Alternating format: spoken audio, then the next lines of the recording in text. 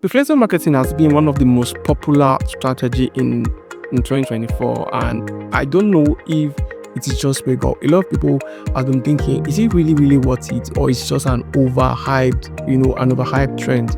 I guess it's kind of question a lot. I mean, there's a company that I'm trying to work with right now, and obviously I was suggesting that we use influencer based on the fact that I believe that influencer is going to be, or is going to best position us and why we are trying to launch. And obviously we had a lot of conversation with some of the marketing guys and also some of the sales team as to how we want to actually push out this particular brand.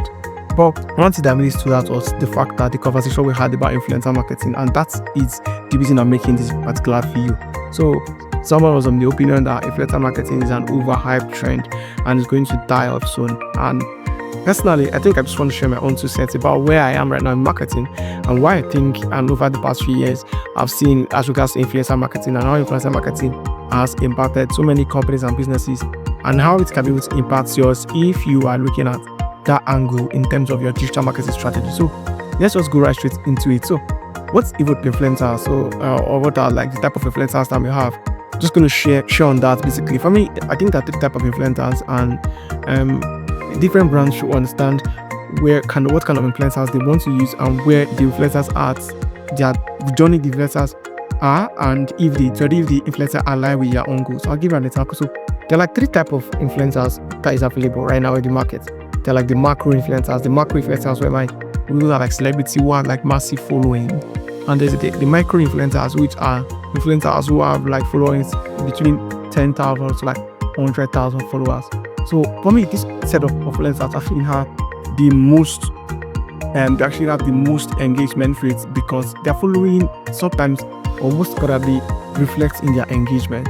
And then there is the nano influencer. These are nano influencers, are influencers that they are very small, but they're in a highly competitive niche that the people that is following them are very loyal to them. So I think these are like the 3 stages or the 3 people that are influencers that we have. And if you're a business by a company who is looking towards influencer marketing, you need to understand this first before going into the market for a search for influencers. And in my last video, I talked about traditional marketing, and I spoke about how traditional marketing versus digital marketing is it dead, and how brands should be using traditional marketing. That's the same way I'm talking about this influencer marketing. For example, I want to make a contract or a comparison between traditional marketing and influencer. Another comparison now is what I'm trying to make now between traditional marketing and influencer marketing here. This is just a caveat. So basically, in traditional marketing, for example, you as the brand or the business, you are the one who is in charge of the entire message. So basically, you are the one who tells the entire story or whatever you're trying to put out there. But it's different with influencer marketing, because you're actually giving your message solely to the hand of the influencer. It comes up with the creative, it comes up with the idea, it comes up with how you feel like the brand should position, and it comes up with the messaging. Basically, that's what I'm trying to say.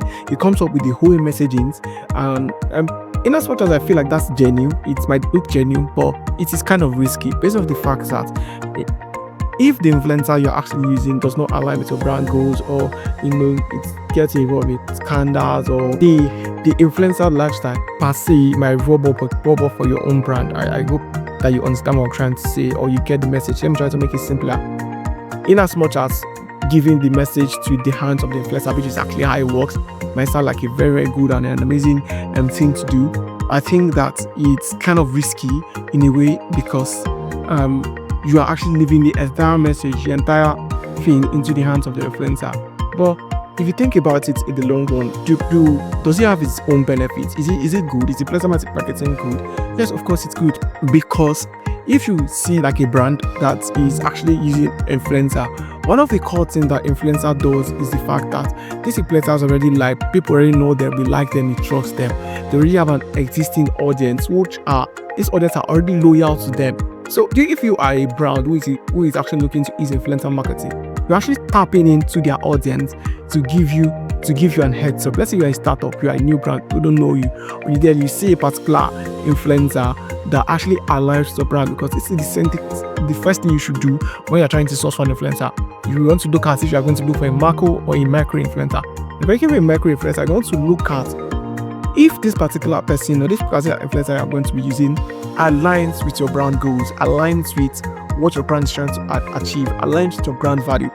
So you don't get yourself into trouble, because obviously you are leaving the whole message into the hands of the influencers, and the influencers has a lot to do with how much the message is going to be received, where it's coming from, the kind of thing that is going to be that's going to be pushed out. And there's a statistic that says that influencers, people take recommendations from individuals more than they take from brands. So meaning that these influencers have a lot of say, or have a lot of influence on their followers. So let's say, for example, it's very even common with the younger generation, where people are following these influencers based on their lifestyle, and they feel like they align with their lifestyle.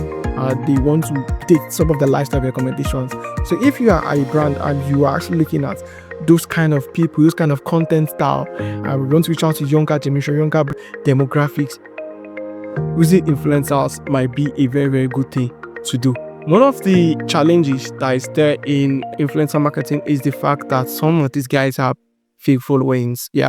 And this might come off as inauthentic content. So what I mean by that is that some of these guys, they buy followings and their followers are not genuine. So you want to make sure that you are doing your own background check. You want to make sure that the followers are not bots, and that obviously if they are bots, it's going to come off as an inauthentic content. And obviously you might be thinking you are reaching out to real customers while you're actually reaching out to bots. So this is something that you want to actually check out.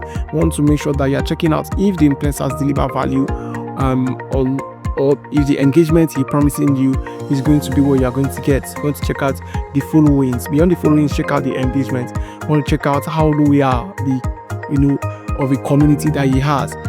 I'll give an example. So for example, there's this gym called iFitness, especially here in Nigeria and Africa. They actually build most of their brands, or they actually build their brand based on influencer. A lot of influencers actually patronize these gyms, and then they post it on their socials. So obviously forming this like of community and classism in a way, especially if you live in this type of part of the world where classism and the thing. So you might want to see that some people like iFitness now, a lot of celebrities post about them on their Instagram, and you see these younger people who obviously are taking inspirations from this influencer that they follow. Some of the establishment iFitness actually builds most of their loyal customers of influencers, even more than traditional marketing. So you can see that influencer marketing works. Influencer marketing is good depending on where you are as a brand, and making sure that whatever influencers you want to use, make sure that those influencers are, number one, they align with your brand goals. Those influencers have authentic followers and not bots.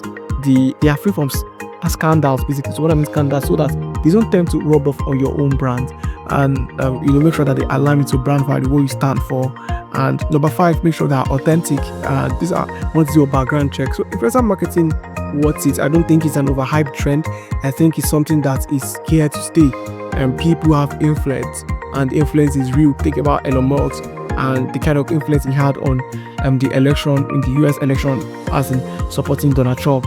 People has influence, and if you think influencer marketing is all real, see why big brands actually using influencers to push out their stuff, because people take inspiration from others. We are a product of inspiration. We are a product of others, whether we choose to like it or not. We take up things from people. We learn from people every day. You're watching my video now. So some people, they might start taking inspiration from what I do. If I start, it might come up as a motivation for them to start a channel. It might come up as a motivation for them to do whatever. Depending on what content they see of me. And then little by little, I'm having a lot of influence, or little by little, I'm having influence on them. So I also listen to people who also have influence on me, who I'm also modeling, or I'm also learning from. So we're all products of influence, and influencing is real. And I don't think influencing is a overhyped trend. I think it's something that is here to stay, and it's a good form of marketing strategy that all brands or businesses should look at to start taking. So if you actually enjoy this content, make sure you subscribe to the channel, and I'm going to see you on the next one.